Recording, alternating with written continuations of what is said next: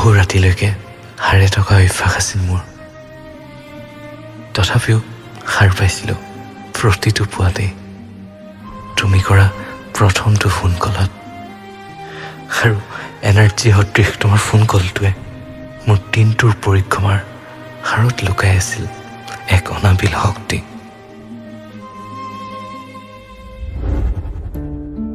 সঁচাকৈ সময় সলনি কৰে সকলোবোৰ।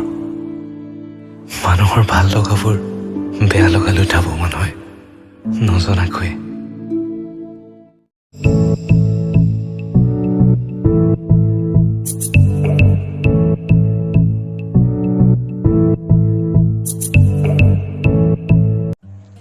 হে guys, welcome back to my another blogs.